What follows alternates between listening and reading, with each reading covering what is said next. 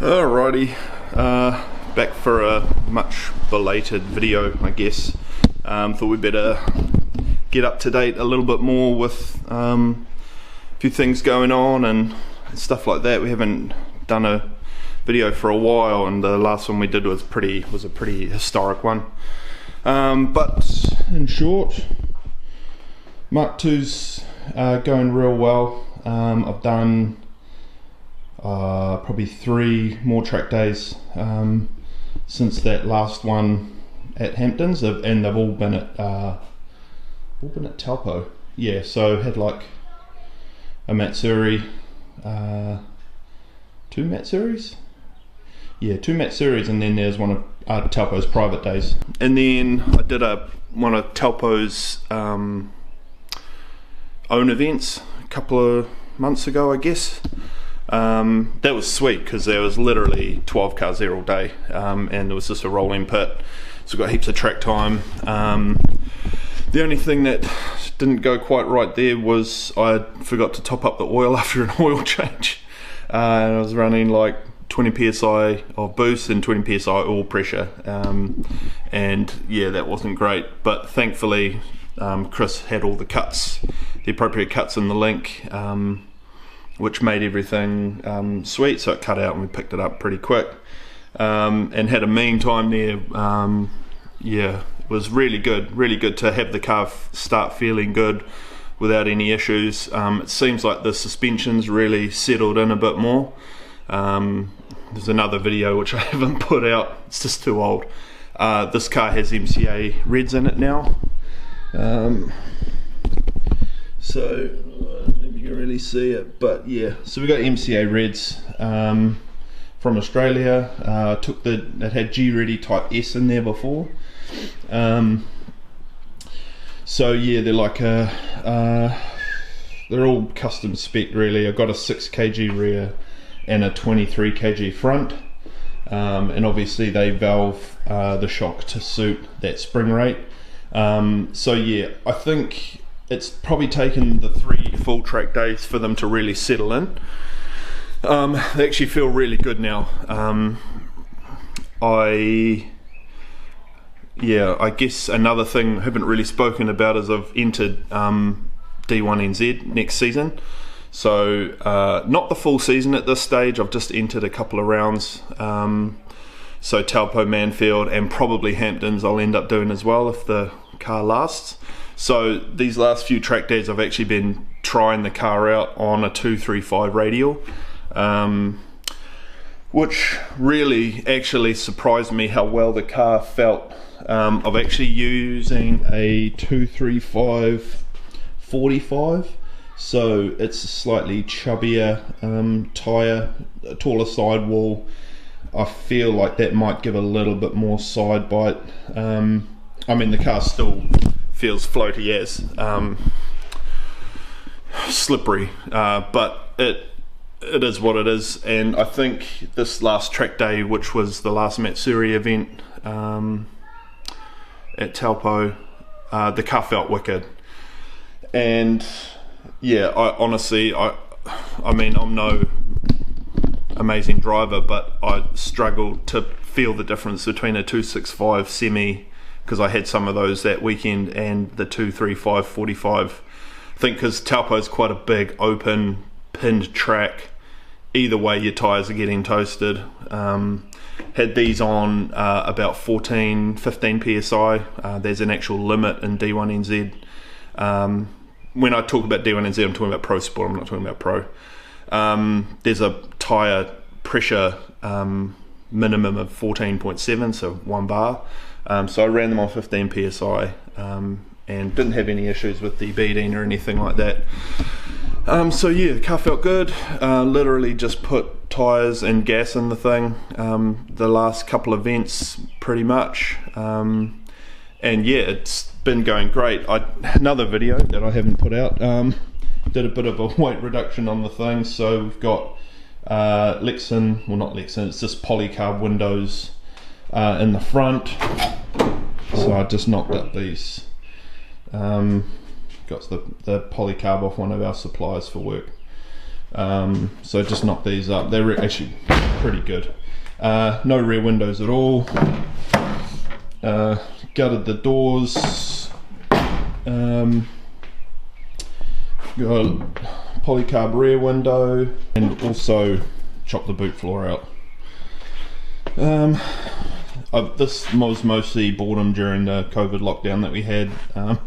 New Zealand's just gone into a new system where there's less restrictions for unvaccinated people, for vaccinated people. So yeah, the last 3 months has been pretty tight for a lot of people, especially the bros up in Auckland. But yeah, a lot of this cutting out stuff was done during lockdown because I was a little bit bored. Oh, you may notice as well, we've got a new garage and an actual new house.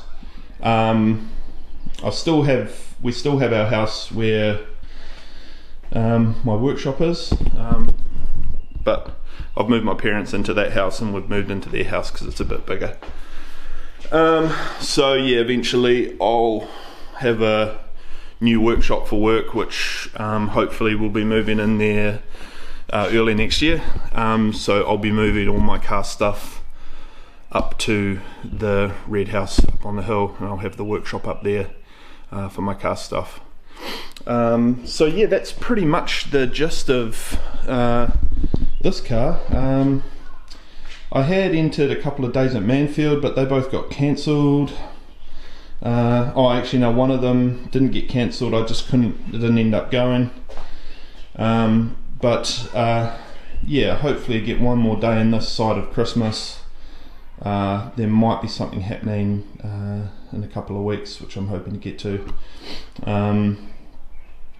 So yeah, just getting all these little bits and bobs sorted for D1. I've got to get the cage homologated, signed off. I've done all the motorsport stuff, Motorsport New Zealand stuff. I've got the homologation tag, but it just needs to be signed off.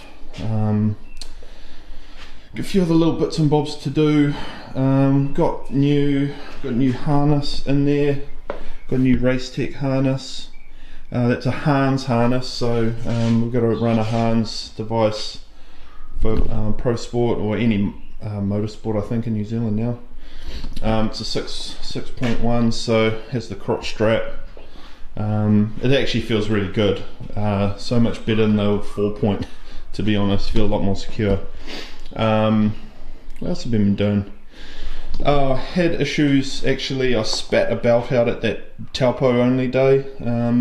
Spat the serpentine belt out, so I've got a new one on there, new tensioner on there. I think I just cocked up. I used some weird fasteners to fasten the tensioner on, and I think it just was maybe vibrating a little bit, and it just spat the belt out at the very end of the day, so at least I still got the full day. So yeah, bloody good motor, this one. Gearbox is holding up, which is good. I think it helps running in 4th gear for most of the Taupos in 4th. 4th with a 4.1 seems to be working pretty good. But yeah, pretty amped for some competition. I've never really wanted to do comp stuff before, but I think I'm probably in a better position now to be able to have a crack at some comp stuff. So yeah, I'm pretty excited. I think Kess is entered as well, which would be cool.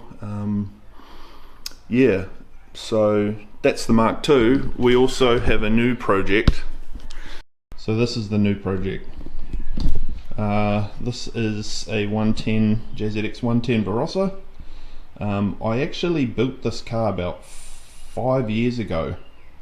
I bought it as a factory turbo auto car, so it's a factory VR25. And yeah, I did a manual conversion, so it's got an R151 gearbox with one of Brendan Dunker's bell housings and clutch kits in it. It's got a Phoenix Rad. It's not a bad little car. The worst bit is the brown interior and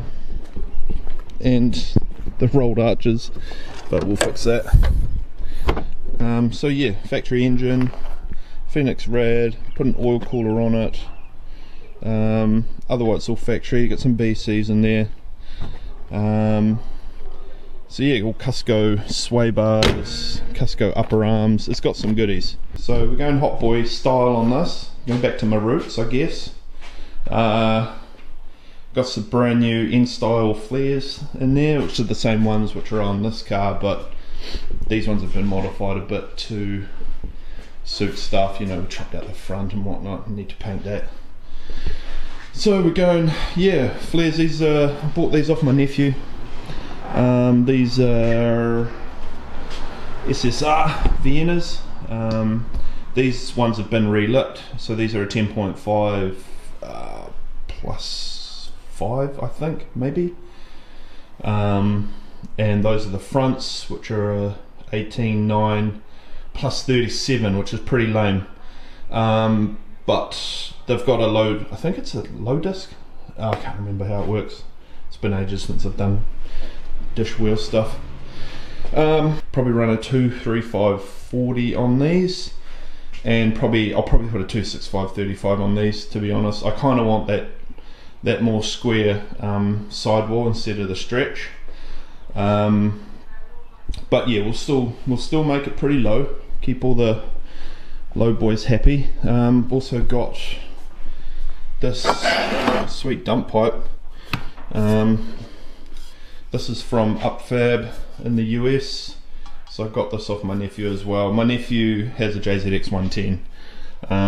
We've been doing a bunch of work on it, manual conversion and stuff, but now he's going down the road and he's going to end up with this same setup in his car as well, so things have snowballed a bit for him. We'll show you that car at some stage once we get into it. But yeah, anyway, a bit of fresh content, I guess, for the channel. A new build, because this is all pretty much done. Not going to be doing much more to this car for a while. I do have a 2J bottom end for this. which I'll be building up eventually. Do some, it's a GE block, so we'll be doing some, you know, forged internals and stuff, and eventually I'll just do a 1.5J with this. But this also needs a dog box, so yeah, we'll see what happens there. But yeah, anyway, we'll follow the build up of this gross looking thing. I've also managed to find some Vertex lips for this, which are on their way from Jordan.